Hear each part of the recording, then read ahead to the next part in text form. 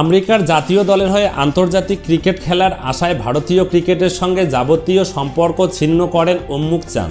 যদিও যুব বিশ্বকাপজয়ী ভারত অধিনায়কের সেই স্বপ্ন এখনও পূরণ হয়নি। নিজের অনূর্ধ্ব 19 দলের সতীর্থ হরমিত সিং মার্কিন দলের হয়ে টি-20 বিশ্বকাপ খেলে ফেললেন, তবে উপেক্ষিত থাকেন উম্মুক চান। বিশ্বকাপের পরে প্রথম সুযোগেই উপেক্ষার জোরালো জবাব দিলেন উম্মুক চান। মেজর লিগ ক্রিকেটে নতুন মরশুমের শুরুতেই দাপুটে হাফ সেঞ্চুরি করে লস অ্যাঞ্জেলস নাইট রাইডার্সকে জেতালেন তিনি। যদিও নাইট রাইডার্সের জয়ে বল হাতে গুরুত্বপূর্ণ ভূমিকা পালন করেন আলী খান। ক্যাপ্টেন সুনীল নারায়ণ ব্যাট হাতে ব্যর্থ হলেও কৃপণ বোলিং করেন তিনি। তবে প্রথম ম্যাচে ব্যাট ও বলে গড়পড়তা পারফরমেন্স উপহার দেন আন্দ্রে রাসেল ও সাকিব আল হাসান। বলার মতো রান করতে পারেননি ডেভিড মিলারও।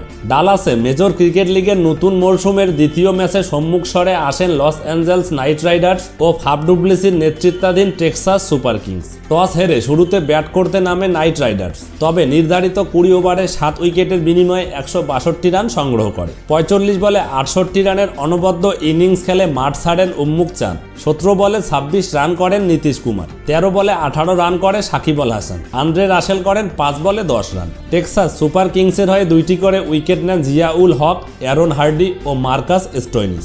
1টি উইকেট নেন জেরাল্ড কোয়েজি। পাল্টা ব্যাট করতে নেমে টেক্সাস সুপার কিংস 20 ওভারে 8 উইকেটের বিনিময়ে 150 রানে আটকে যায়। 12 রানে সংক্ষিপ্ত ব্যবধানে ম্যাচ জেতে নাইট রাইডার্স। দল হারায় ব্যর্থ হয় ডেভন কনওয়ের লড়াকু হাফ সেঞ্চুরি। তিনি মাত্র 49 বলে 53 রান করেন।